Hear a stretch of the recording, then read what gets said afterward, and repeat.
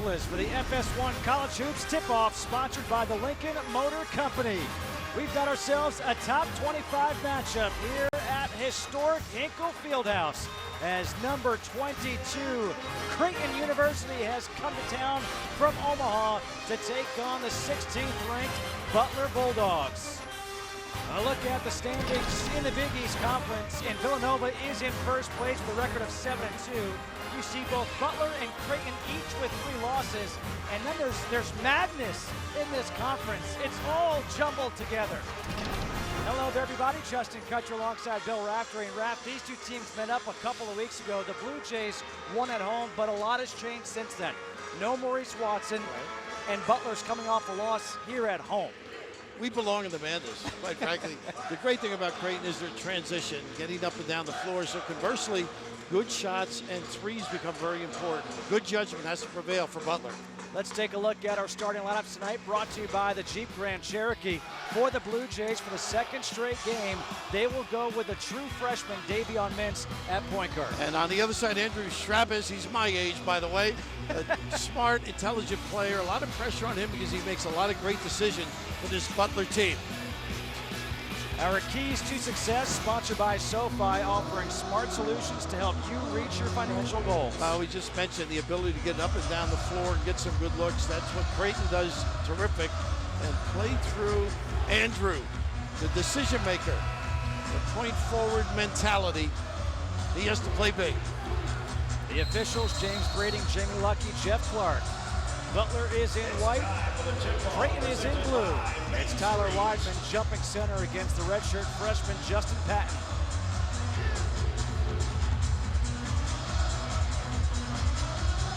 A sold-out crowd here at Hinkle Fieldhouse, and the tip is controlled by the Bulldogs. Justin Kutcher right now. Creighton goes. A little man-to-man. It's the true freshman Davion Mintz picking up the senior Tyler Lewis. Back screen out of the box, trying to play through the low post. See how they back roll flat there? That's going to be a problem. And able to sort of snuff things out at the rim because of that.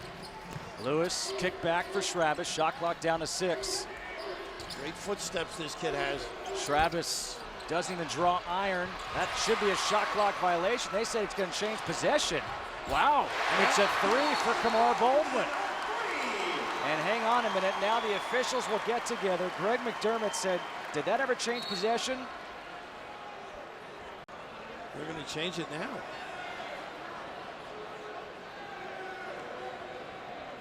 I got to be honest, I've never seen that. Me either. I don't think they have how they change it. Never hit the rim. There was never a change of possession. Right. Exactly. Very alert by you, kid. Early in the evening. Like you said, it's early. Well, you know, the big thing with Schrabis is how he's played by Creighton. He's involved in a lot of ball screens. We'll see if they double him in that situation.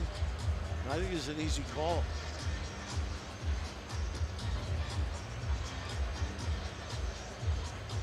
Again, it has to hit the rim. It hits the backboard, never hits the rim.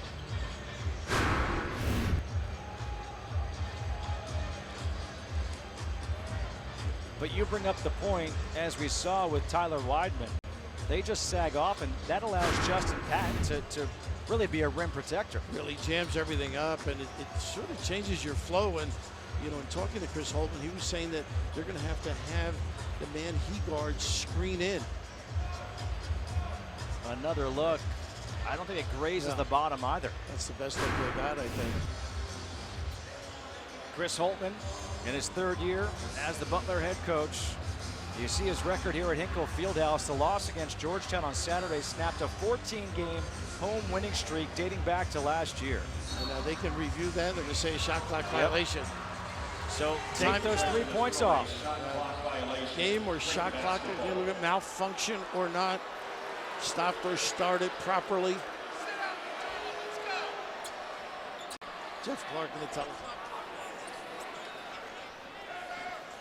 Now the other question is, do you have to reset the game clock? And they will to 19:28.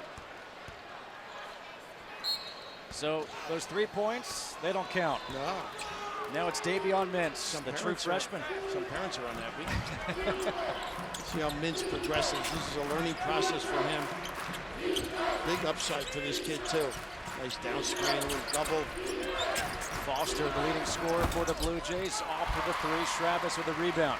Now, they will bite you, plus they push to get a little set going. Have more time in it. Keelan Martin coming off a good game when he had 22 points against Georgetown. What about shot selection? Well, that's not a bad one there, right? That was one of those where he got himself in rhythm with that little shimmy dribble. He likes to dance. Pretty good going to the rim, too. He's improved in that area. Kyrie Thomas on the floor with Foster and Mintz, with Justin Patton the center and Cole Huff the four. Now that's that lob play, shuffle cut, ball screen, dive to the rim. Patton nearly traveled. Huff for three. He can shoot it from downtown. Cole Huff over 46% on the season from three-point land. And that's a tough match, too, for Travis. He's got to come out in the perimeter to a guy who's a terrific wing performer. He had 10 points and 6 rebounds in the first meeting. Back on January 11th. Automatic switching on Travis. He should go to the box. Nice look. Weidman underneath. Great look. And that's something they haven't done, is gotten Weidman many field goal opportunities. He can make that. Yep, Patton straight away from three. How about this kid? What a load he's going to become. Runs the floor in great fashion. Terrific handle. Footwork in the box, impeccable. And now he's 6 of 12 on the season from three-point land. Travis is really good off the dribble with his drop step and spins. Ducks in well. Shot clock down to 8. Travis for three. Nice. Patton goes up for the rebound. Good box out, using those long arms too to grow up high. A pretty good balance. Here he goes again. A house walk. The fans wanted it. Mintz picks up the dribble. Shot clock gets in here for the Blue Jays. Nearly a turnover. Thomas has it with 7 on the shot clock. Thomas, a deep three. Off the back rim. Huff trying to keep it alive. It's into the hand of Baldwin. Travis so fundamental with the check out. Ball screen, empty side. Keelan Martin picked up by Kyrie Thomas, a really good defender, and Kyrie Thomas will be called for his first foul. I think that's where Creighton's gotten better defensively. But the ability to make this shot, what a valuable asset, because you know he can put it on the deck, get to the rim, and post up. And Travis, the correct hand, just a drop step and finish. Great conclusion for Butler. 2-point lead for the Blue Jays. Baldwin, little hesitation. Weidman, the offensive rebound, he puts it back in. He's got 4 early points here for the Bulldogs. I like the adjustments, have him inside. Thomas to the hoop, lost it on the way up. Oh no, he lost it, they gotta help. They gotta help. Chris Holtman, he's asking for help, and Jamie Lucky's you know what? saying, They might be right. Little swipe there just before he went up. Thomas, the corner three, so they keep possession, and now they turn it into 3 points. I think Jeff was right. I think he got a little slap on the ball. 10,000 people don't agree with me, but Lewis trying to get to Travis, gets doubled. There's the double they talked about. Baldwin, the corner three, answers right back for Butler. What a prospect this kid is. Mintz quickly the other way. He gets fouled on the floor, and that will lead us to a timeout. In this top 25 matchup between the Blue Jays and the Bulldogs, we're all tied up at 9 here in the opening minutes.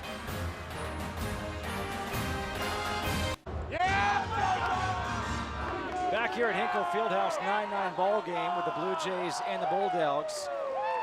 Unfortunate news out of Xavier this past weekend.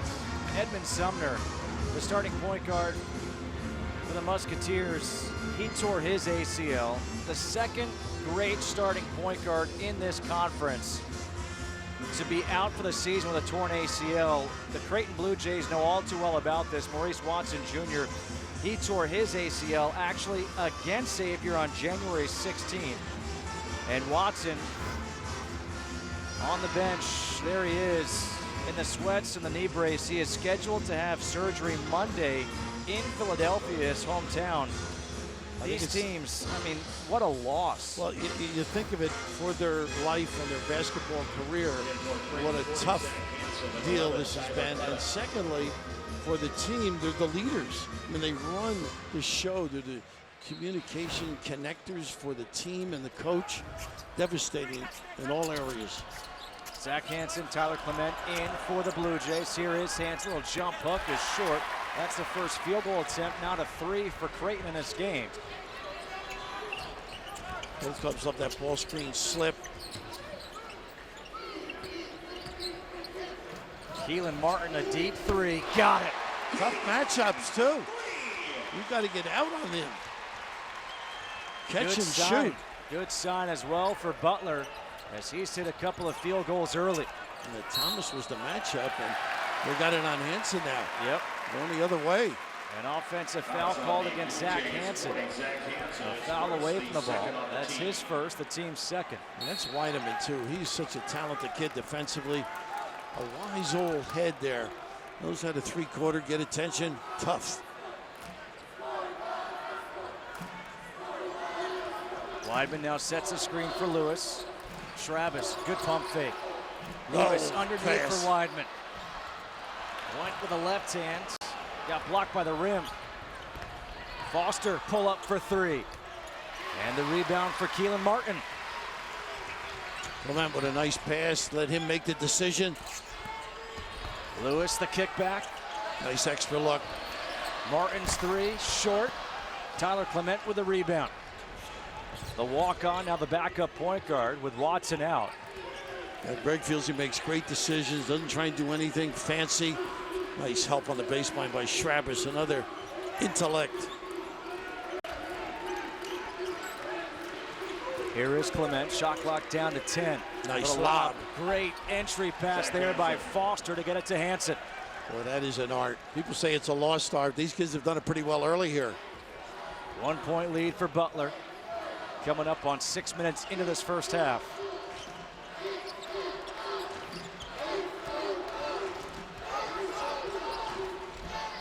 Nice replace. Weidman. Whoops. Keelan Martin, the pull-up jumper, short. He's missed his last 2. A run out here for Thomas. Nice balance, though. Such a sound, fundamental defensive team, Butler. Make you work.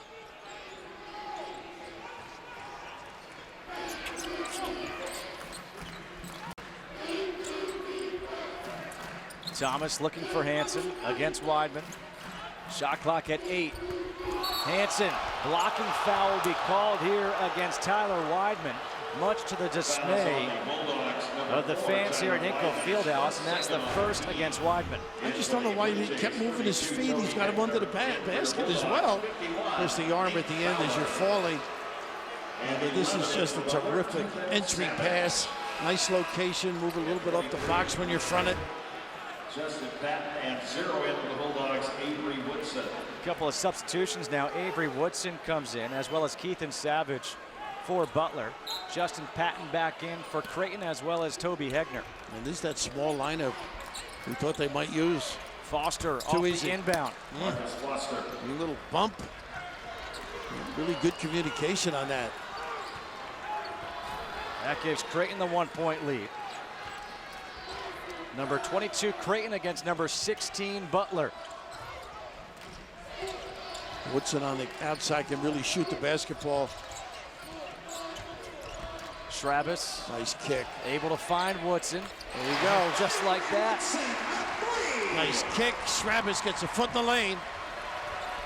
Avery Woodson shoots it at over 39% from three-point land.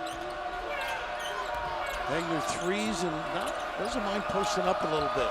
Foster for 2. Back rims it. Patton. That's an over-the-back foul against Justin Patton, and that's been a problem for him in the last few games. Now you had one, he went right over the top, didn't he, on an offensive rebound the other day? What an upside with this kid, though. Skilled, great feel for the game, and who better to teach him? You won't find many coaches taller than Greg McDermott in Division I basketball. You sound envious for some reason. I'm very envious. Standing next to you and him this morning at shoot-around. My neck hurt too, look it up. He's a great guy, very frank. Woodson for his second three, back rims this one. Good box out that time by Patton. Clement Nice look. Patton. Oh, he led him to a charge. Yep. That's number 2 against the big man for Creighton. I don't know if he was quite set, but it looks good when you send it over there, but you're leading them right to problems. Anytime the defense is set, no question about it, he was. The big guy gets in trouble. It's always the little guys that cause the problems out there. Now you sound envious. Well, I think Patton is going to bring home a little lettuce in the future. A lot more than I did first couple of years of my adult life. And now a foul away from the ball. This will go against Nate Fowler, who has just checked in for Butler. You don't like those empty trips, too. He's been playing a little bit better. We know he can shoot the outside shot. Has a little post move with the left arm as well. McDermott on the floor, a kid who's been known to be a shooter. Hasn't played as much lately. Trying to get a little more out of him. Foster, step back. Doesn't get the roll. Baldwin goes up for the rebound. This kid can really dribble and move. Kenny goes either way. And now a foul will be called against Tyler Clement. 11:52 to go here in this first half. It's a 2-point lead for Butler over number 22, Creighton.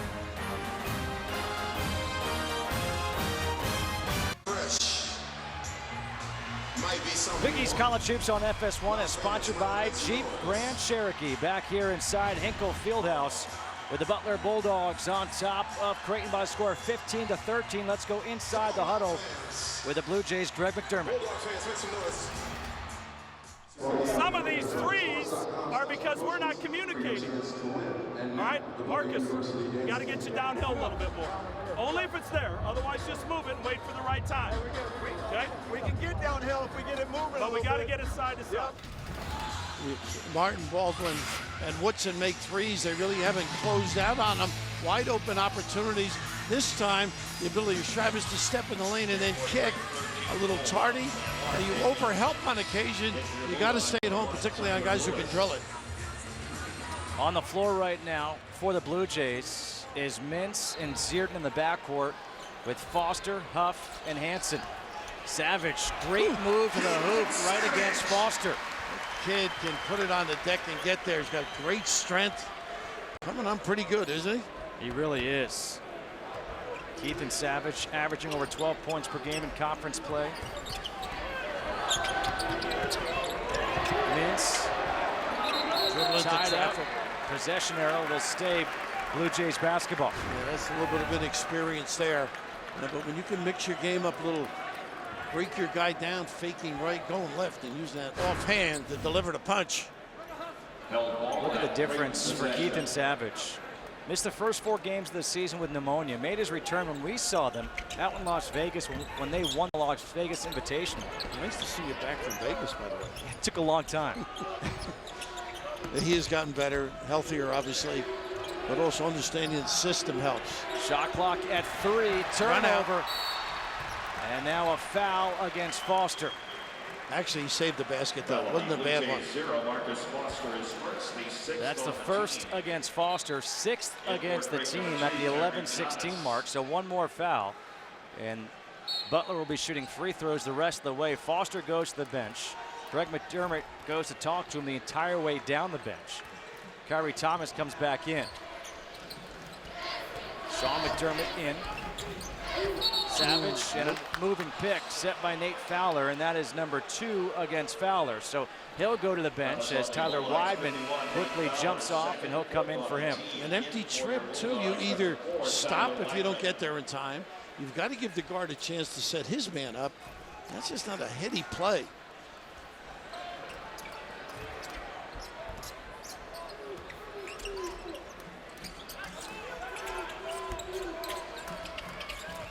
Vince. One of their favorite little plays on the lock low. Shuffle cut, ball screen, get the big guy in the box. And now a foul against Weidman. And that's number 2 against Tyler Weidman. And the 5th team foul. So the fouls are starting to mount here for both teams. And their bigs are in trouble too. Very important for Butler. Don't forget Justin Patton already with 2 fouls for the Blue Jays. Nice look. Underneath, there's Hansen. Great find. Keeping the eyes up. Thomas, multi-dimensional wing. Still a 2-point lead for Butler, 17-15. Just about halfway through this first half. Lewis against Hansen. McDermott for 3. Got it. That's why he's in there. Exactly. He can drill it. Nice find and keep the dribble alive, Lewis. Those are his first points since January 7th at Georgetown. Hansen off the bench. What a lift he has been. He's doing a great job, but the defense is very negligent by Butler on that ball screen dive. Nobody's staying at home. 3rd game back for Zach Hansen. He missed 15 after having ankle surgery, a torn tendon and ligaments, and now a foul against Davion Mintz, and this will be the 17th foul, 1-on-1 for Lewis. Now this little play they like to run from the top as he runs the little ball screen and then the dive. You can just see weak side, nobody attending, and McDermott not being in the lane to help out. This is the same kind of a play. You overhelp and you make you pay. You expect your buddies in the back to rotate. Tyler Lewis at the free throw line. Knocks in the front end of the 1-on-1, a 78% free throw shooter. You look at Tyler Lewis, and if anybody remembers him from NC State, or even when he first got here to Butler, his shooting form has changed so much, and his shooting numbers have improved so much. A lot of credit goes to assistant coach Mike Scroggie, who worked a ton with him this offseason. Yeah, Mike was at Indiana, right, at one point? That's where he went, I believe. That's some pretty good shooters down that way. Scroggie was also out at Stanford with Johnny Dawkins. Thomas has it blocked by Savage. Woodson takes it out of the air. Well, great collection defensively at the rim.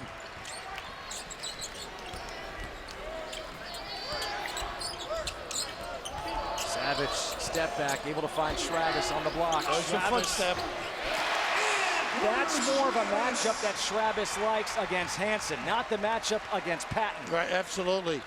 They read things well. He ducked in and almost a charge here too.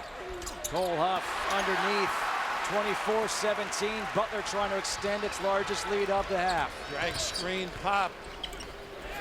McDermott for a second 3, in and out, and a rebound for Hansen. Well, he's shooting with confidence, isn't he?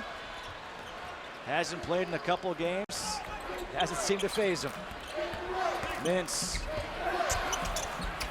No foul. Great job rebounding and checking out too. Travis, little hesitation, a spin move off the glass, short. Hansen's got the rebound. Patented move. If he can ever develop one going the other way. He gets away with it though. Surprised people don't pick up charges on that move. Huff shooting over Lewis, it's short. Savage with a run out rebound. Well, they have been really impatient. And he just turns it over, lost the dribble. Nice Seared in the other way. Nice job by Thomas. He's the shooter, puts it in. Last time around, huh? Played through injuries his whole career. Willing to do anything to help this team. Gave it to him early, let him knock it down. And now a timeout taken by Greg McDermott. And that'll lead us to a break here. In transition, Isaiah Zierden shoots it in conference play over 50%, makes it a 4-point game.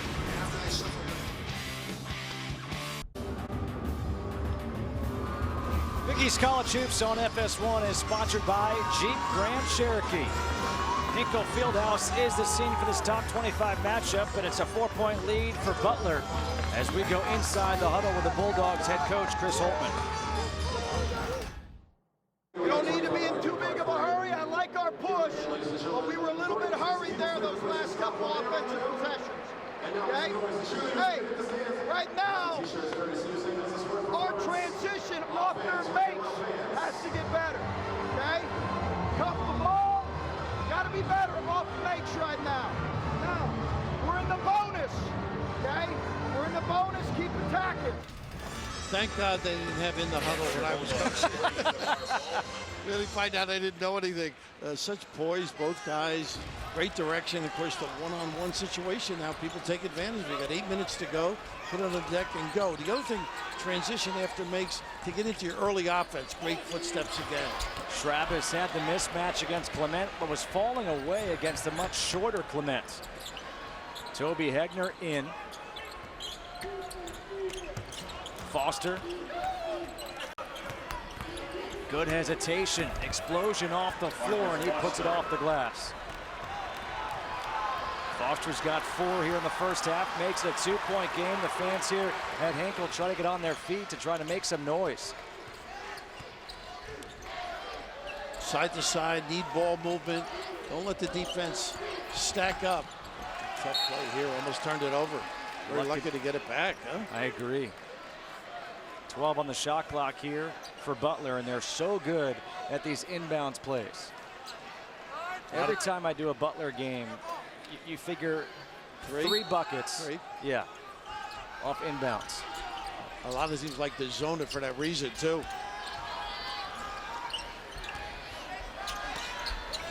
Shot clock down to 5. Martin's pull-up jumper off the back of the rim. Travis keeps it alive in a fresh 30. Lewis for 3, short. And Hegner's got the rebound. Nice heads-up play by Travis. Doesn't give up on plays. Clement asking for the screen. Clement able to draw the foul against Travis. And this is a guy who is a walk-on, who essentially is always running scout team. And Tyler Clement, he played a season-high 23 minutes in the victory Saturday against DePaul. Listen to these numbers for the walk-on. 3 points, 4 rebounds, 5 assists, 1 turnover. Sometimes he makes threes. He's a confident kid. We're talking to Greg today about him. He wants to be CEO of a company. He said he will be. Yeah.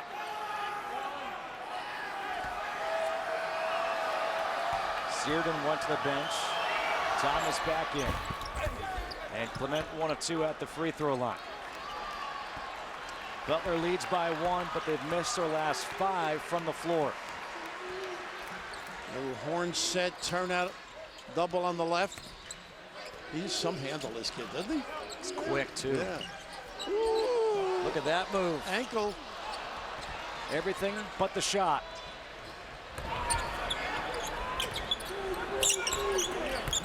Foster underneath Clement. Nice Kick back. kick. Huff for 3. Got it. Nice job by Clemento. Inside out. Generally, it's the big guy that kicks it out. Just step into that jumper pretty easy. This is all without Patton getting back into this thing. Everybody playing small here. First lead to his 13-12. Baldwin.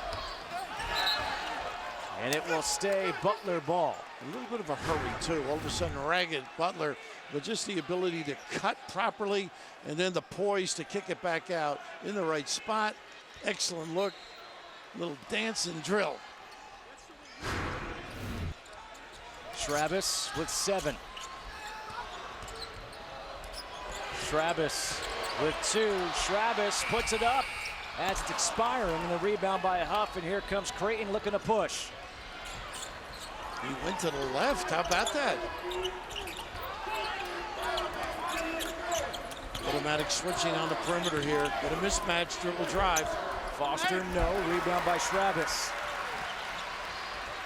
Keith and Savage back the other way, trying to back down Clement. Travis for 3. Short. Scraper. Thomas in transition, pulls up for 3, knocks it down. And now a timeout taken by Holtman. Interesting, the inability to get back in cover. Travis missed, couldn't get the cover. Early offense, pretty tough. You don't get back. 12 zip run. Woo.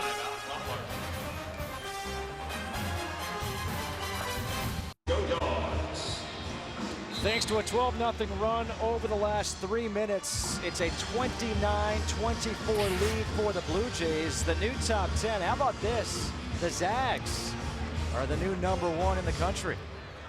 Fumy's got it rolling out there. Year in and year out, they're in the hunt. How about Baylor as well? Kansas, Villanova. Could be a heck of a tournament. Nate Fowler is back in for Butler. Really having no trouble on the offensive end. Excellent defensive late by Creighton.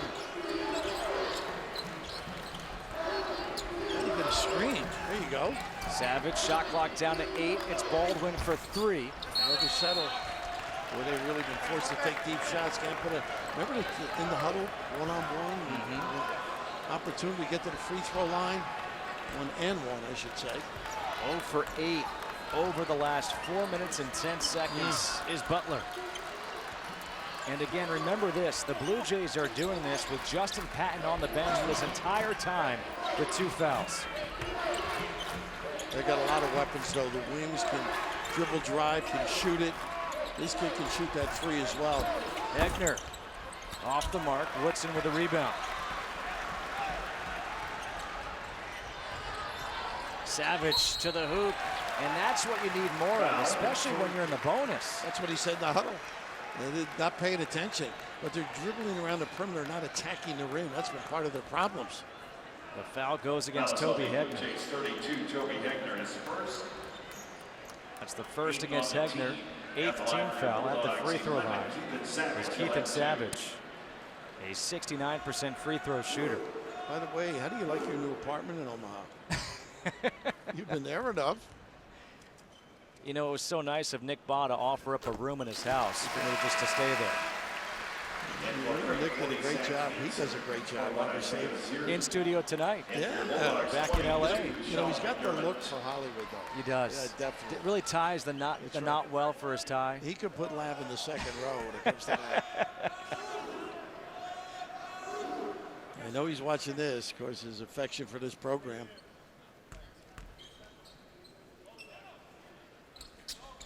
Savage makes them both. The affection is mutual. 29-26 coming up on 4 minutes to go here in the first half. The Blue Jays leading on the road here in Hinkle Fieldhouse. McDermott's back in for Butler. Squeeze play they like to run. Elevator play. Hansen sets the screen. Oh, not a good pass was deflected. A turnover. Here comes Baldwin.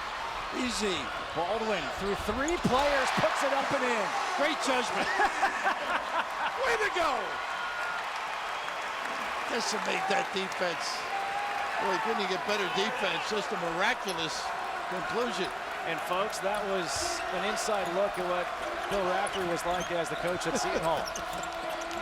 Hey, if it works. Tough shot under duress, though. Oh, that's a big 3. Woo, that size to deliver up. Maringi. That sets up a little drive game for him, too. Third 3 of the half for Huff. They are 7 for 11 from three-point land here in the first half. Fowler stood still, but nice job by Huff holding him on the dive. Couldn't get to the rim. That's like one of those pass plays in the NFL we'll see on Sunday, a timing play, but a little interruption on the cut on Fowler.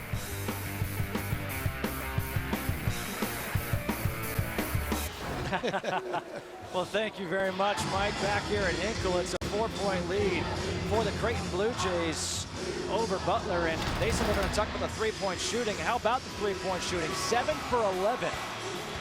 And a lot of them are nice kick-out passes, great understanding of location, the ability to ring the bell. That was Patton, and we mentioned he has not been playing, and yet they've been on fire for deep. 7 for 11. And by the way, Nick says you can have the apartment. He stayed in Hollywood. Oh, I see how it is. So you're in good shape now. Look at this. The Blue Jays in conference play coming into tonight were shooting 30% from three-point land. So far tonight, they're at almost 64%. 7 of 11. ISO here. Tough against Martin. Good defense there by Keelan Martin. The rebound by McDermott. I thought he could have gotten more out of that. You know, he had made the shot, maybe a little dribble move. McDermott able to save it. Savage puts it on the floor. Lost it out of bounds, but it will stay Butler basketball with 12 on the shot clock. Boy, I'm impressed with Creighton's defense. They have not been able to get in there in that lane. Occasionally earlier, they were able to get a piece and kick. Fowler handoff. That's the one you got to take away. Pretty good reaction. Savage, good jump stop. Short though, air ball, shot clock at 2, and Keelan Martin puts it in. 7 points now for Keelan Martin, but he had 5 quick points in this one. Hit those first 2 jumpers, and nothing since until just then. It's amazing what you can get with a dribble drive, though. Heads turn, checkouts neglected. Zierden picked up by Fowler, so a switch here. Hansen against McDermott. Got to stay at home on Zierden, which should open up some passing lanes, too. Nice cut. Shot clock at 3. Hansen doesn't see it. Shot clock violation. Now, somebody's got to tell him. He just turned and looked, say, somebody got to help me. And Toby Hegner comes in to take the place of Hansen. Now Hansen, McDermott have a conversation. Justin Patton on the bench, just a cheerleader right now, right next to Maurice Watson Jr. because he got 2 early fouls and he's been there ever since. Of course, it's been small ball and effective at the other end. Matchups aren't conducive to defending against the 3. A chance here for Butler to take the lead with a 3. Got it. He can do it. A little drag and you don't pay attention to the coverage. 7 for 11 from 3 on the season now for Fowler. Foster, difficult shot, able to put it in. How about that? Little post up, manufactured. He's a strong kid. He's a tough kid. Well, early in the year against Ole Miss, he was on fire out of the gate. He can load it up. 1 minute to go here in the first half. Martin, kick out. McDermott for 3. Little long. Foster with a weak side rebound. Oops, almost traveled. They're really just running a little weave, not running their sets, maybe occasional ball screen with Hegner. Thomas, corner 3, puts it in, his second of the half. And look what was on him, Fowler. They just can't cover him. Tough matchups here and taking advantage.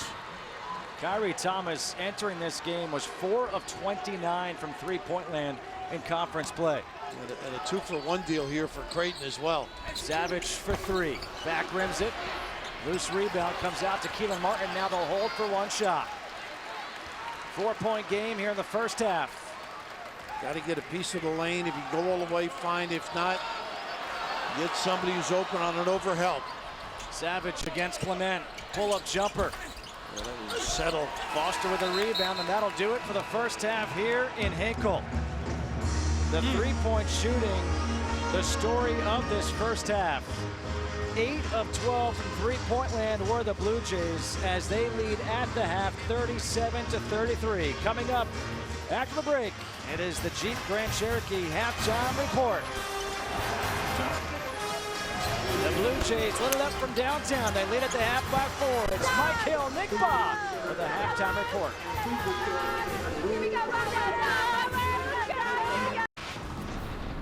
It is halftime at Hinkle. Cole Huff, and I'll puff, and I'll blow you down from outside. Cold-blooded.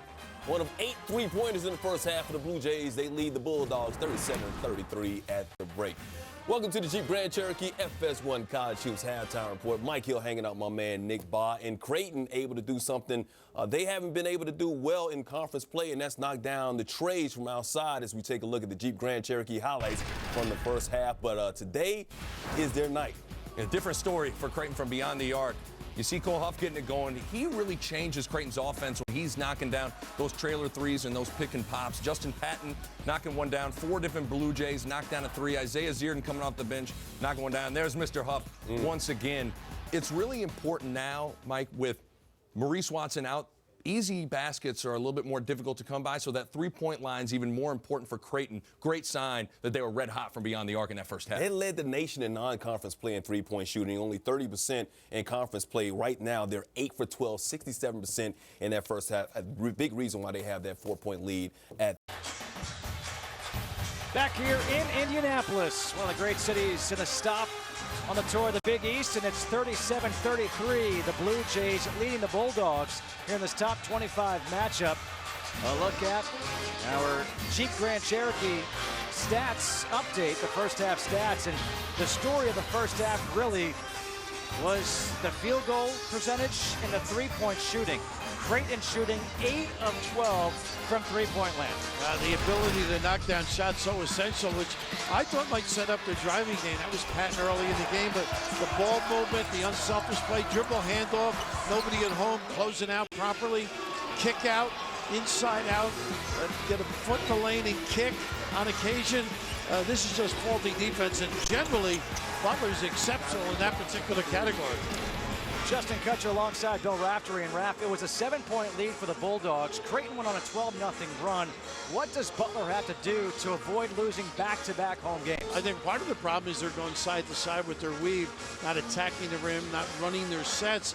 And I'm very impressed with Creighton's defense. I think they've been right at home, switching when they have to, contesting shots on occasion at the rim, and getting some opportunities, not necessarily fast break, but early opportunities. You mentioned defense. How about the defense on Andrew Travis? 1 of 7 in the first half. Well, when you're against length, it's a little tough for all the footwork. It can be negated by a presence. That's the first one. Hansen was in the game where he was able to convert, but here, rides him out just a little bit more, makes it a tough delivery, and an exceptional pivot, but again, going left, which he seldom does, but the length again prevailing. So he's got to use better judgment to set his man up a little differently. The numbers for Travis in his last 3 games against the Creighton Blue Jays, not numbers that he likes to see, and it's happening again. Justin Patton played just 5 minutes in the first half because he picked up 2 quick fouls. So the Blue Jays did all that without Justin Patton on the floor. And what's amazing too, we got, you love numbers. 8 minutes ago, they were in the 1-on-1 Butler. They got 2 free throws, so you can see where they didn't attack. And by the way, every city you love, Indy, Omaha, you're amazing. They're great cities to go to. It's good to hear. We're lucky. I'm glad we're in the Big East. I'll have to update it. Kamar Baldwin knocks down the 3 to open up the second half. Remember, Baldwin hit a 3 at the beginning of the first half, but it was waved off because of a shot clock violation. Now the ball movement set it up for him.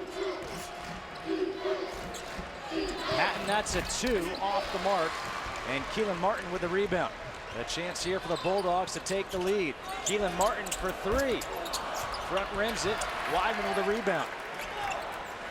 A little quicker, had a wide open look, gets it anyhow. And now the rebound is knocked out of bounds by Foster, so it will stay Butler basketball. And Travis in the middle of that as well. Tyler Lewis will inbound here for the Bulldogs. Little lob play. Empty side again. I think we can do some damage would help them in here. I would attack. And turns it over. Let's see. Yep, it will be a turnover. And they were trying to pick up number 3 against Justin Patton. Right. He's not a great offensive player, but he's a terrific basketball player. It's not his game, but not a bad idea. Davion Mintz played just 8 minutes in that first half. The starting point guard, true freshman. Nice control there on the back cut. Foster against the taller Martin has to kick it out. He does love that box area, doesn't he? Shot clock down to 9. Huff for 3. And the rebound for Travis. That's the first miss from 3-point lane for Cole Huff on the night. Skip pass. Gets through to Lewis. Baldwin. Patton is really active. He did a nice job in that whole sequence. Once again, got to go at the rim a little bit. There goes Baldwin, has it blocked by Patton. Now Patton up ahead. How about this look? A little hard, didn't get any trajectory. But when you've got Patton at the rim, why would you expose the ball into one hand? You realize who this guy is? Goodness. Keep the dribble alive or protect it with the left hand. Start a fast break like that. 1-point lead for the Blue Jays. 2 minutes into this second half. Butler lost here at home to Georgetown on Saturday, 85-81, snapping a 14-game home winning streak. Now, how about this number? After losses under Chris Holtmann, this team is unbelievable. Nice job spreading the floor here. Once again, he prevails. He understands distance too. Gets a foot in that lane, knows exactly how to kiss that baby home. 20-3 are the Bulldogs after a loss under Holtmann, 38-37. The Bulldogs take the lead here in the second half. You can elevate. Martin had it stripped, lost it. Here comes Thomas.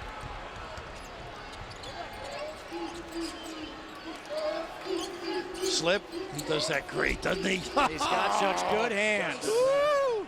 Boy, he is agile, mobile. He played for Alabama football in the old days.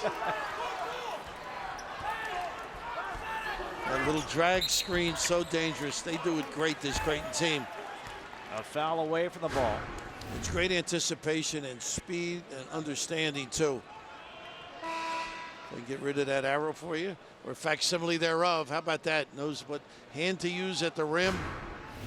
He can be a load. The foul will be called against Cole Huff. That is on the Blue Jays 13. Cole Huff is first. That is the first against Huff, the team's first.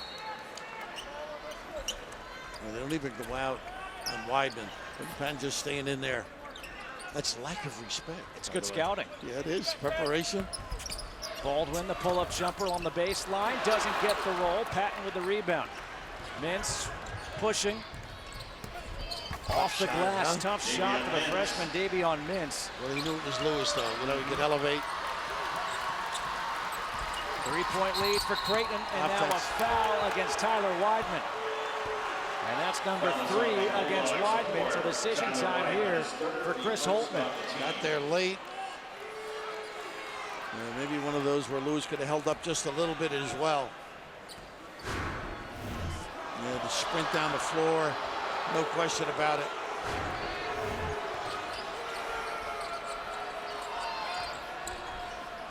How about that? Really good take. I thought he was about to spin. The left is so good. I mean, for his size, understanding of the game, what shot to release? 43-38. It's a Baldwin. One-man zone, really. Weidman will take the jumper. That's a shot the Blue Jays want him to take. Thomas in transition. Good ball movement. Foster for 3. Got it. That is Creighton basketball. Because if they zoned you like they're zoning Weidman in the playground, it'd be an incident, I think.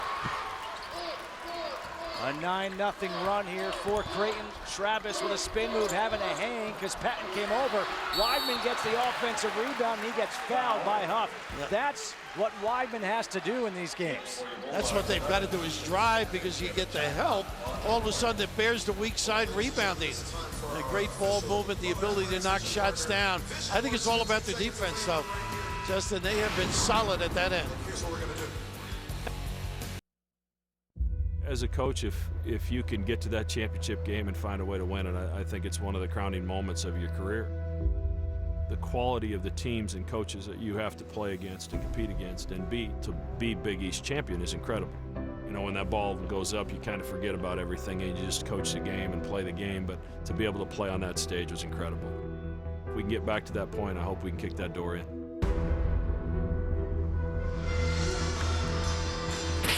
The Big East Tournament, the Big East Tournament trophy is here in attendance at Hinkle Fieldhouse. You've been a part of that championship for a long time. I've been lucky enough to be part of it the last few years. It is a special place. It's unbelievable. 1979 it started in Providence, Rhode Island. That's where the first game was. Then they went to Syracuse, Connecticut, and voila, the Garden. And I think that just kicked everything off. And, you know, Big Mac, been a part of it. What additions these programs have been to the Big East, too. You know, it's funny. He talked about how special a place it is and what it means.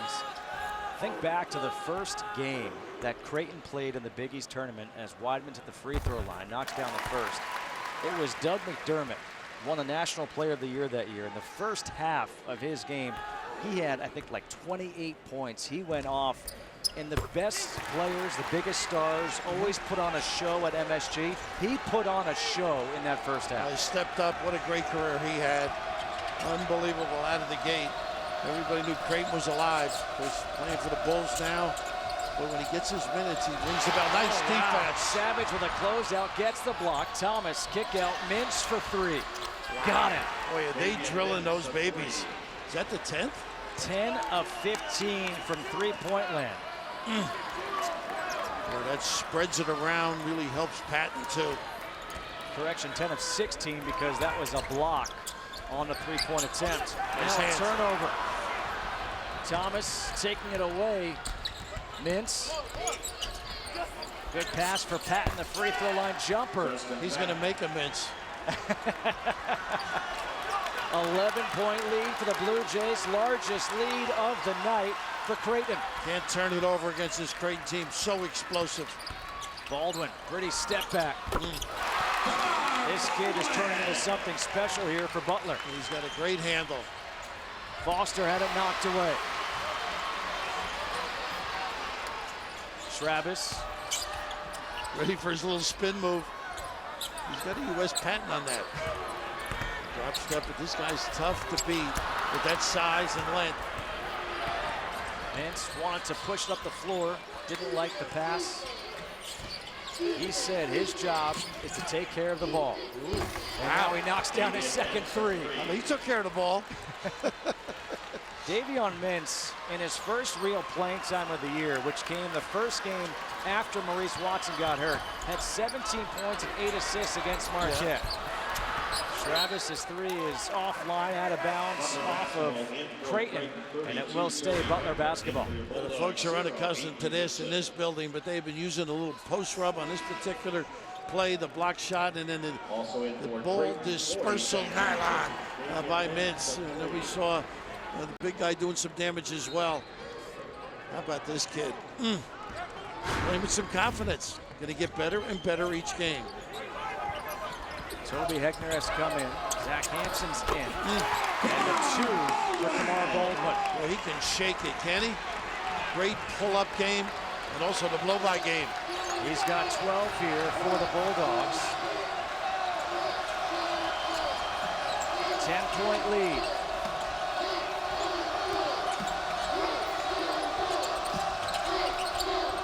Foster open for three, way off.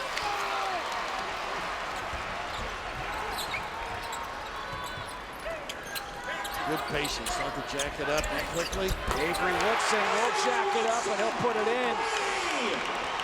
Now this small lineup can be electrifying.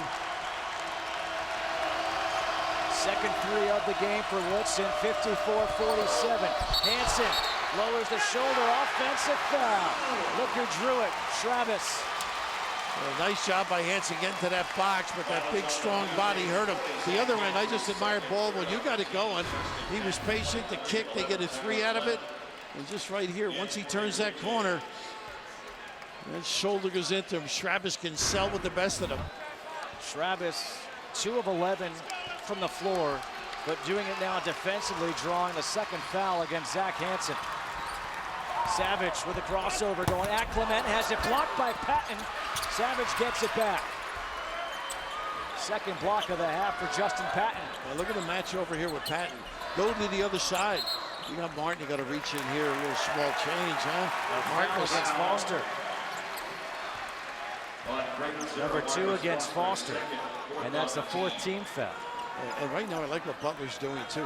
Martin was played by Patton. This is a small lineup. It's tough for him to guard away from the rim. Isaiah Zierden comes in for Marcus Foster.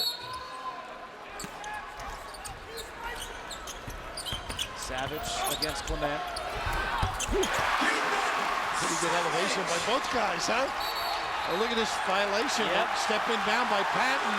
And a nice job down the other end. And listen to this place. All right, and this is just a heck of a goal over the outstretched arm. And right here, just a little dive to the inside. And Too much heat on that pass, but they got it over the line by Patton. A 7-0 run by Butler to make it a 5-point game. Savage kick out. Travis has struggled from the floor. And now a foul against Travis. On the dribble handoff, that's a tough one. A lot of clubs run this, but you've got to be careful. And pretty good defensive play, too. That's number 2 against Travis, team second. Travis will go to the bench. Nate Fowler will come in. Fowler playing with 2 fouls. And Justin, this is another little matchup for Patton because Fowler can step out. I would bring him out and do some things going at the rim. This is a tough matchup here for Clement with the ball hawking skills of Kamar Baldwin. A little more aggressive on the perimeter, denying.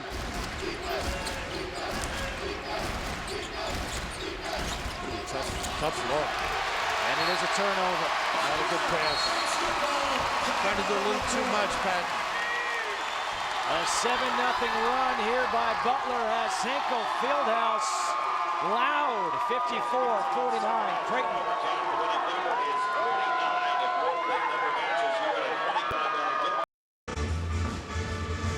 Well, coming up next, it's the second half of our Big East doubleheader here on FS1. Follow the action as Resurgent Georgetown faces off against DePaul. More Big East basketball coming up next right here on FS1.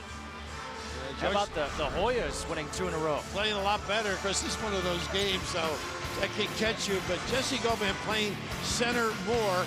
We know he can make that 3, but I was impressed with some of these post moves that he was able to convert. And of course, around the rim with that size and agility, he's going to get better and better.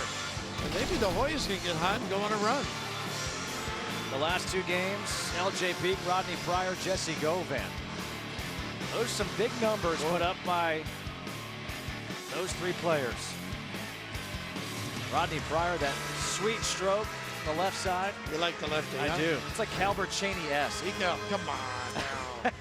I'm just saying. I don't know. You're right. It's a nice looking shot. Relatively speaking. We're in Indianapolis. That's great. He's streaky. Would you give me that? Yes. But he can drill it and fill it. And right now, this Butler team, every time you watch them, they don't go away. It is a 5-point ball game. A little turnout with Fowler and a spread. That brings Patton away from the rim. See if they can go attack. Savage going at Hegner, puts it up over Hegner, and the rebound pulled down by Clement. Zierden runs to his assigned spot in that corner. It's Kyrie Thomas on the floor with Hegner, Justin Patton, Isaiah Zierden, and Tyler Clement. Nice What a lob. lob for Patton, wow! How about that nice setup? They overloaded on the baseline. To go left, and how about that snatch and delivery? Talk about acrobatic. 11 points now for the redshirt freshman who's in double figures for the 13th straight game. His play has gotten better since we moved into conference play. Fowler will shoot the 3. Doesn't get the roll. Clement with the rebound. And now you're in danger zone right now if you're Butler. It's again a little delayed dribble, set that up. Froze 2, and the big guy knows where that 10 is. Tyler Clement is saying, you know what? I played against Maurice Watson Jr. enough during practice. I'm going to try to emulate the guy. And not a bad guy to emulate. Setting up his teammates a couple times. The big man, 58-49. Keelan Martin against Zierden. They got a bump out and here. We're going to have a foul against Zierden. I can't believe it, but his ability not only to screen properly, but to dive, and you can just see the late rotation in the back. And this is just amazing. This gather, you see everybody overloads left to catch, turn, and complete the deal. Send it in, big fella.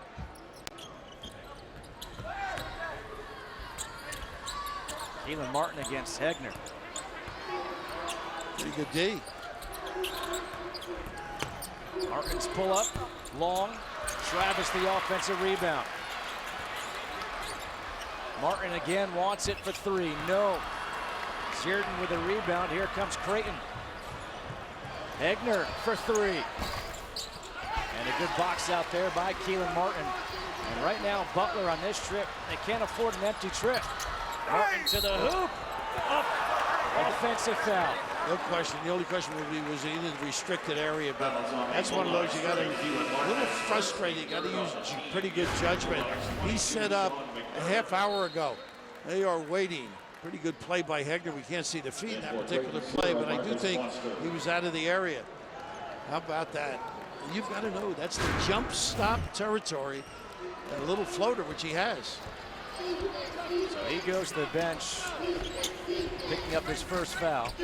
Searden underneath for Patton, and Justin Patton is 6 of 7 from the floor in the second half now with 12 points. You could be that close to the rim. Yeah, but they would block my shot. They might. Well, you're right about Searden too. The acknowledgement, but the nice cut by Patton presented himself big time.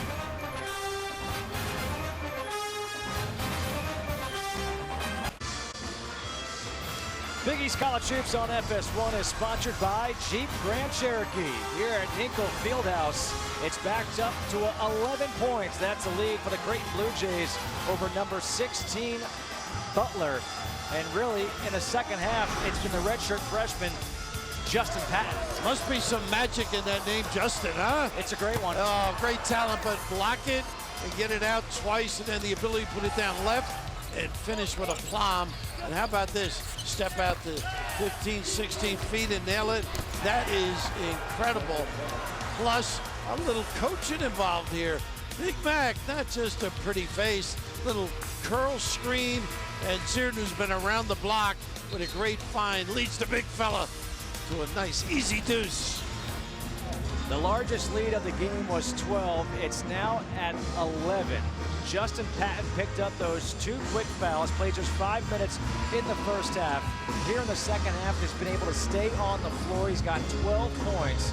And don't forget, Butler had it to within 5. And they could have brought it to within 3, even 2 on a possession. And instead, it's gone the other way with Creighton answering. And Weidman back on the floor now, Justin. That sort of changes what you want to do because they're going to slough off and zone up. It's got to be screening and jump shots. I think they'll get much dribble drive. And they brought McDermott onto the floor, a shooter with Woodson as well. Lewis can shoot. Now a double team against Schravitz. Look at the footwork to get back by Patton. Terrific. Shot clock down to 5 for Lewis. The switch. Lewis fading away off the glass, puts it in. Boy, that was a tough delivery with the kiss as well. It's a big shot right there by Tyler Lewis. 4 points on the night. A little zone look, something Chris said he was going to told both of us. Why not? Pull the string, make it a little tougher. But now you got to be careful of the lob and the offensive rebound. Foster goes baseline, little push shot, puts it in. He's so good at that shot. He is, and also Patton went from the other side to the other side of the basket, opened it up for him. Foster now has 11. He and Justin Patton both in double figures for the Blue Jays. This is as quiet as this building ever is. And they're a little concerned. Weidman underneath, going up against Patton, able to put it in. And Tyler Weidman's got 8 points tonight for Butler. Little 1-1-3.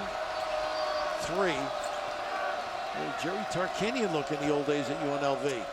Different players, though. Yeah, very much so. Basically a 2-3. There's that lob. They looked. I don't know if he can get that one. An offensive foul will be called against Clement. A little back screen. Got a piece of the guy. It's number 2 against Clement, which leads us to a break. 62-53. Creighton leading Butler here on the road at Hinkle.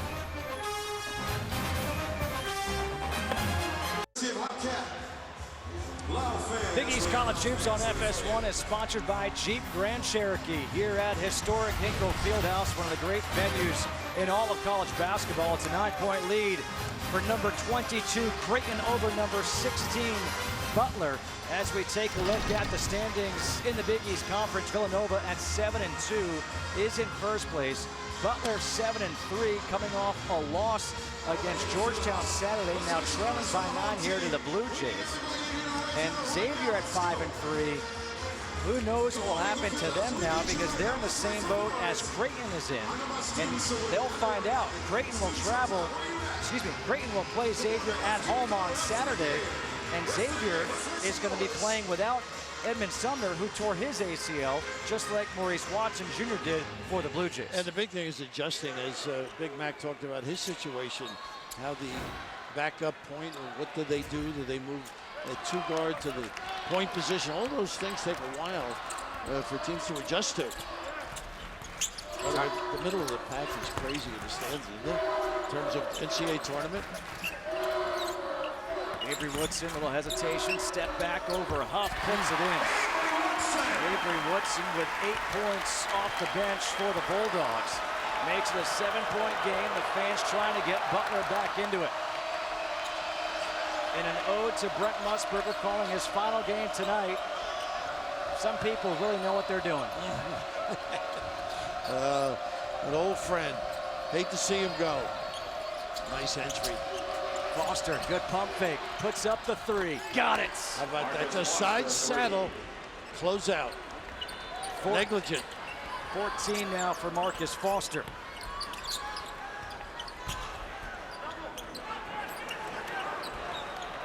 This is where they get a little bit of trouble, I think, on the Perners, the screen that helps. Lewis up in the air, nowhere to go, lucky to get rid of it.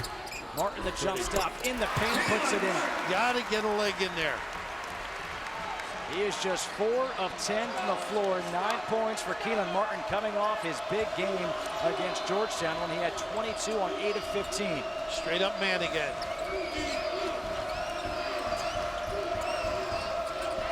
Patton sets the screen, Clement. And gets right to the rim, too. Thomas knocks down the 3. It's unbelievable, like 57%. They shoot 38 for the year from 3. Amazing. Lob, Tough. Patton breaks it up.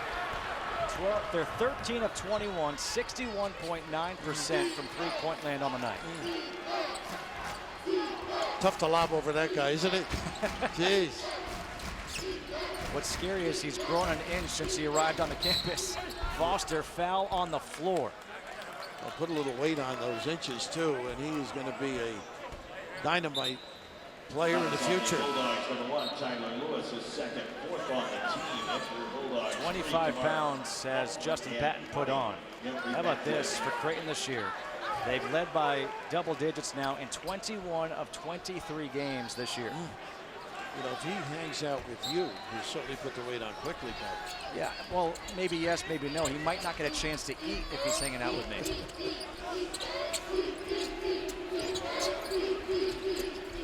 Thomas. Nice shot by Whiteman. Pull-up jumper. Ooh, nice hands. Battling, who checked in for the first time, had it taken away from him. Yeah, he's a pretty athletic kid. Got some springs. Brings a little juice to the floor, I think. Thomas to the hoop with the left hand, puts it in over Weidman. Boy, nobody showed on the ball screen. That is not Butler basketball right there. Kyrie Thomas has 14 points, 13-point lead, largest lead of the game here for the Blue Jays. Travis left open for 3 from the corner, no good. Justin Patton with a rebound. And one and done, too. The fear of transition eliminates a lot of offensive rebounders as well when you play Creighton. The last time Butler lost back-to-back games at home was February of 2014. It was against Xavier and Creighton. Butler basketball. That is not Creighton basketball there, thrown it like 30 feet cross court. There's your answer. I don't think Foster's a point guard. We talked about it, right? I mean, some of the things that they may do. I think they got a keeper here with these two. Vincent Clement.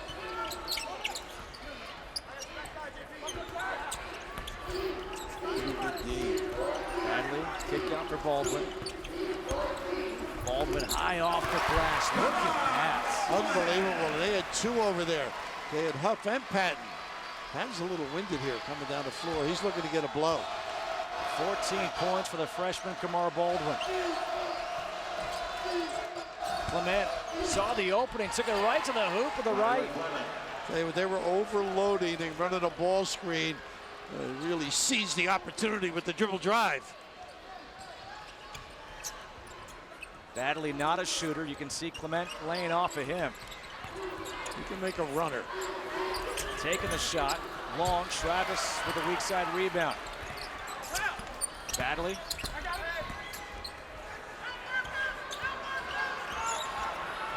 Can elevate. Nice. Steps, yeah. He makes you do that.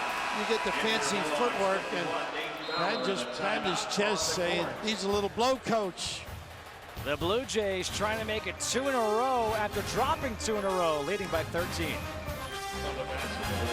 All right, thank you very much. Here at Hinkle Fieldhouse, 72-59, a 13-point lead for the Blue Jays. Justin Patton has gone off here in the second half with 12 points, and they've really done a great job. Just look at the point guards in Clement. This is one of those little ball screens, and you overreact. Your coach says get over the top. Why not? A clear path to the hole. Clement finishes. Two guards played well tonight, I thought. This is what has been really impressive. You talked about how Coach McDermott has gone back. He's made a change in his point guard situation. It's Mintz and Clement. Those two guys tonight, the numbers on them, 9 assists, 2 turnovers, 11 points. You think about Maurice Watson Jr., he averaged 13 and 8.5. They're getting production out of those 2 point guards. It's tough. It's a tough adjustment for everybody because we've seen the lobs, the dribble being kept alive by Watson. And all of those things take a while for people to understand and where to be, and you just see here, getting a little bit of a boot. No, he's still on the floor, excuse me. Patton's just a big-time factor as they adjust to him, too. How often, as a guard, do you play with a kid like that in high school? Seldom. You know, he's an exception. I've just been really impressed with what Greg McDermott has done. It's a shot clock's down to 9. Patton, shot clock at 6. The guy knows what he's doing. Look at this kid. He knows what he's doing, too. Doesn't get the roll, and now he'll be called for his second over-the-back foul. And this is the 17th foul against the Blue Jays, so 1-1 coming up for Nate Fowler. Well, that's the effort where you've got to say, okay, I can't get it, don't reach in. He had one with you on the weekend that I remember, a couple here tonight. The same thing. It's effort. It's just realizing you can't do it and get back the other way.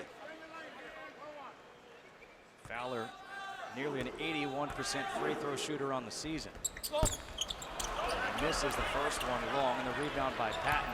Coming up on 3 minutes to go here in this one. He's a bowler high guy, I think. Excuse me, what's your thought? You know, it goes back to the first game post Maurice Watson Jr. Greg McDermott had Zierden starting at point guard. And then all of a sudden he's like, you know what? I take Zierden off the 2-guard position. It changes my entire rotation. It hurts 2 positions, he said, right? A lob here for Patton, can't come down with it. And Badley has it for Martin. And now he's going with a walk-on in Clement who can handle stuff. Fowler for 3, no. Badley, good job crashing the offensive glass, puts it in, and he's giving Mintz the chance. He's got some activity. I like the combination of the 2 of them. You know, you may not have a whole game with one. Fractions where they can help one another, complement one another, and don't try and overdo it. Just run the offense.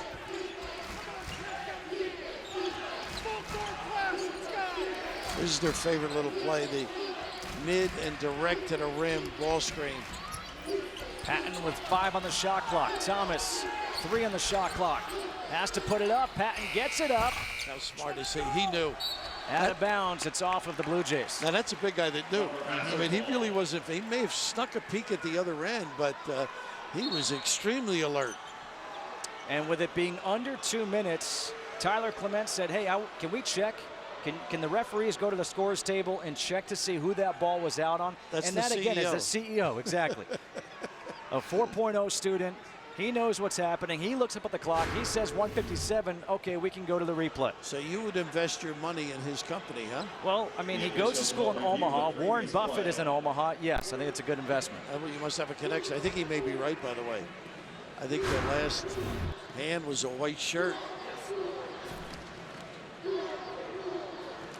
The officials, James Breeding, Jamie Lucky, Jeff Clark on this game. Watch the left hand here. Yeah, I think it's off of Keelan Martin.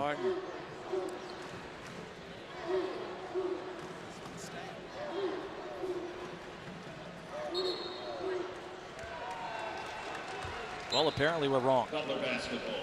We are right.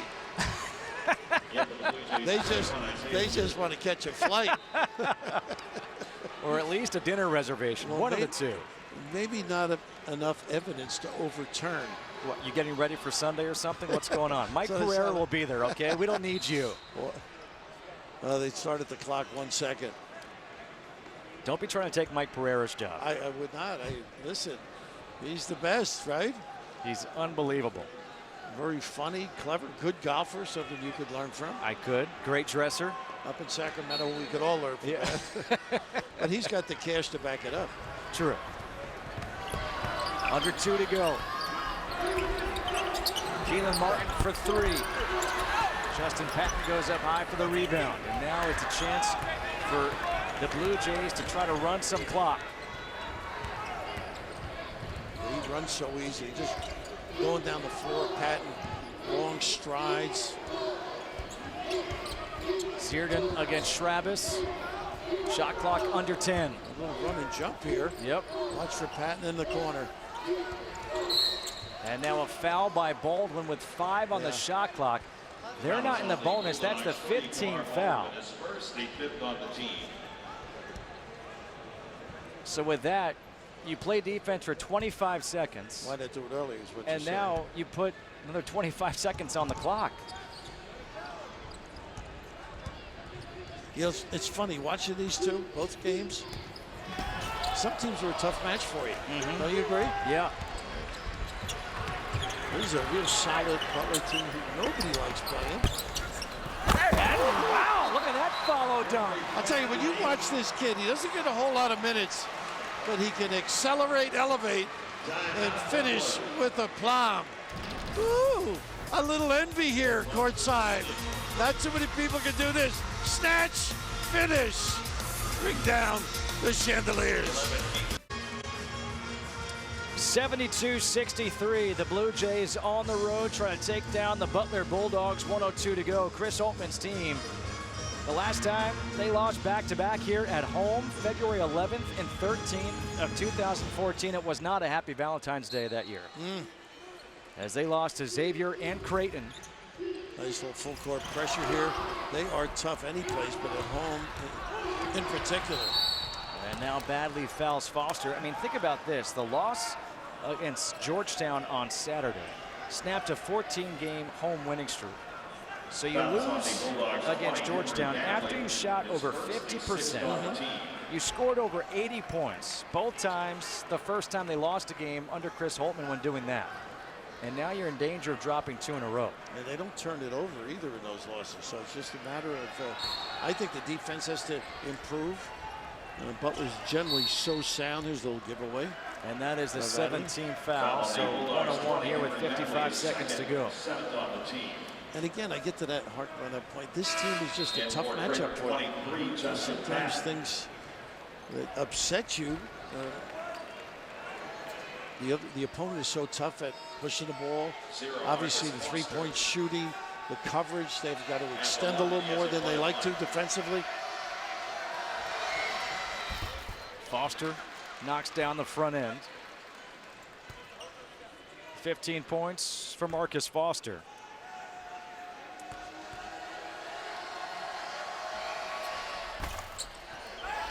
One or two at the line. 10-point game, 50 seconds to go. Nice hands. Schrabis able to pick up the loose ball, puts it in. 8-point ball game, 44.8 seconds. And now a timeout will be taken here by Greg McDermott and Creighton. A lot can happen quickly, as you know, with that three-point shot. Cough it up a little bit. Real sound timeout to get them organized.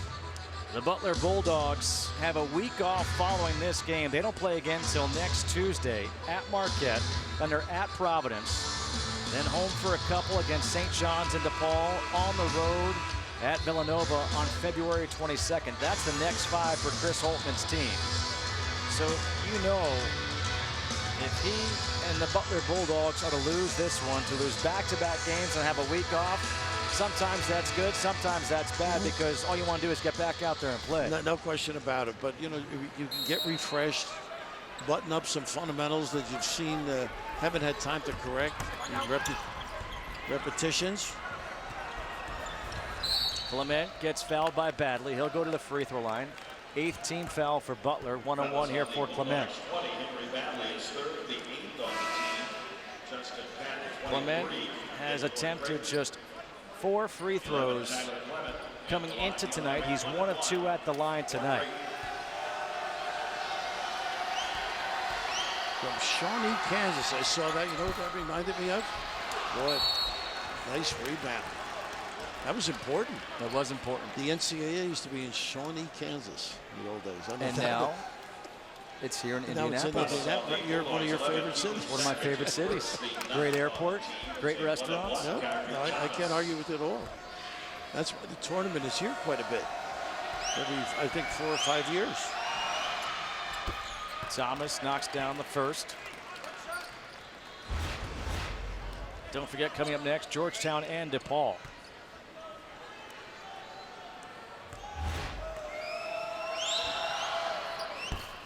One of 2 at the line for Kyrie Thomas. Go to the rim as fast as you can. There goes Martin to the rim, puts it in. Plenty of time to get the timeout. And that is the final timeout of the game for Chris Holtmann and Butler. 74-65, 9-point ball game, 31.7 seconds.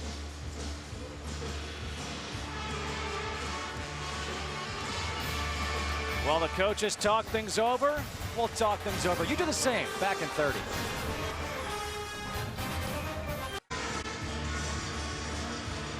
(74-67). The Blue Jays leading the Butler Bulldogs with 31.7 seconds to go. And this one is not over, especially if Creighton continues to miss their free throws. The Blue Jays on the night are 3 of 7 at the free throw line, which goes against the way they've shot the ball because they're 13 of 21 from three-point land. Clement will inbound against Badley. On the floor, Huff, Zierden, Foster, and Thomas. Zierden. Nice try trap. for the trap. And nearly a jump ball. Instead, it's a foul, and the foul is by Henry Badley. You don't want the ball in that corner, but sometimes that's all that is permitted. They're going to do a better job of getting themselves free.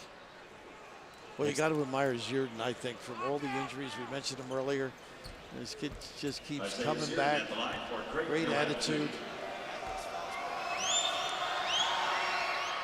Zierden's first free throws of the game. He's now 20 of 22 at the line on the season. He's the guy you want on the line for the Blue Jays. By the way, that was the 4th foul against Badley. And Zierden gets the roll. Quickly up ahead, Baldwin, the corner 3. No, rebound by Patton up ahead. Thomas. And let's see if they call him off. I think they are. They will. And that will do it. Back-to-back losses for the first time since February of 2014 for the Butler Bulldogs and the Creighton Blue Jays. Without Maurice Watson Jr., they have now won 2 in a row after they beat DePaul on Saturday. They win here on the road at Butler. 20-3 on the season. They've won 20 again for the 17th time in the last 19 seasons. Pretty impressive, huh? Great defense, and it was nice to see Patton in that second half, as advertised. Justin Patton, 15 points, 7 of 10, 7 rebounds, and a couple of blocks as well. 76-67, the final score as the Blue Jays defeat the Bulldogs. Now let's go to our Fox College Hoops studio. Here's Mike Hill. All right, there he is, Rodney Pryor. He's Georgetown's leading scorer. Georgetown trying to win 3 Big East Conference games in a row for the first time in 2 years, taking on DePaul. That game coming up in 16 minutes, the second game of our doubleheader right here on FS1. As we welcome to our FS1 College Hoops post-game show. Mike Hill hanging out with Nick Baugh. Creighton gets his 20th win of the season, and we will talk to the Coach McDermott in just a matter of seconds here. And you know what? You're never going to replace a guy like Maurice Watson. So you got to do it by committee sometimes, and they seem like they're figuring it out, especially over the last 2 games. Watson averaged about 14 and 9. Mintz and Clement tonight, 14 points, 9 assists between the two of them. And I think you got to give a big tip of the cap to Greg McDermott for problem solving on the fly here. And I like how he's found a way to balance what these guys can do without losing the identity of Creighton. Right. Playing fast, shooting threes, a lot of ball screens in the half court. Just been really impressive with what those two guys did this evening in Mintz and Clement. All right. So how big of a win is this for Creighton? I know they beat DePaul in the last game, but that was against DePaul. Of course, I'm not trying to disrespect DePaul, anybody out there, but that was against DePaul. To get a win at Butler tonight, what's that say? I think it's huge. I think they can talk about how they were feeling good about themselves and the confidence never wavered. But let's be honest, when you go to Georgetown, get beat by 20, you get 102 hung on you at home to Marquette, you're going to start to question some things. Some demons of doubt creeping in. So really impressed with what Creighton was able to do. A big confidence booster for them. All right, let's send it back out there right now. Bill Rathry standing by with the coach, Doug McDermott, and, of course, the big man, Justin Patton. All right, Mike, thank you very much. Not a bad performance. You rested a little in that first half with those foul problems. Yeah, I just got to play smarter. You know, as a freshman, Coach Mack said I can't make freshman mistakes. And that's what I did today. But we came out and we fought in the second half. We fought it out. We had to gut it out. Without Mo, it's been a little bit of adjustment at the point guard. How do you think it's coming along? It's coming along great. We're getting wins. We had a tough little stint there, but we got through it. And now I think we're getting our groove.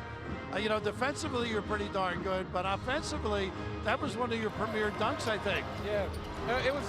I just get what they give to me, you know. So, and my teammates do a great job of finding me. So I'm just excited that they're doing a great job of that. And with the point guard Tyler and Davion, they're doing a good job of finding me. So, well, keep it up. Congratulations. Enjoy the victory. We'll talk to the coach now.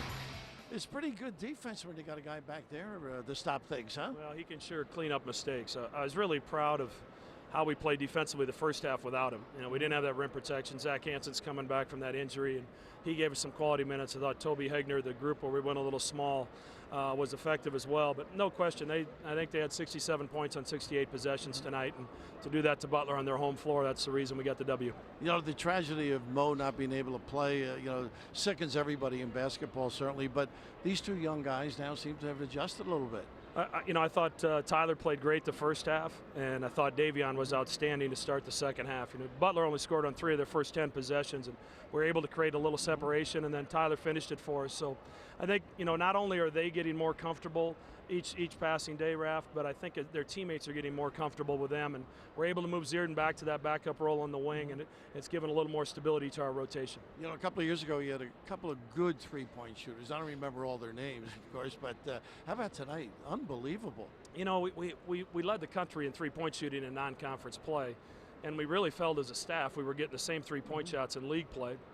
And when you're coaching shooters, you got to let them go. You got to let them shoot. The last thing they want from me is to have any doubt in my mind that I'm afraid to have them shoot it. So we let it fly at Creighton, and tonight they went in. You know, congratulations. You know, Nick's back in the studio out there. I don't know if we'll get him back at Omaha. I don't know if we want him back at Omaha if we're going to play this well. I mean, we couldn't even get on the air. He was so long-winded back in the studio. I'll tell you, he's got the coif and the dress of Lavin. That's trouble right there. All right, Mike. Take it away. All right, back here with Nick. Nick, you want to stick around with us, man? I would love to. You want to go back? I would love to. I guess I'm at the mercy of what Fox wants, what Greg McDermott wants. I'm going to stay right here. It's all about superstition right now.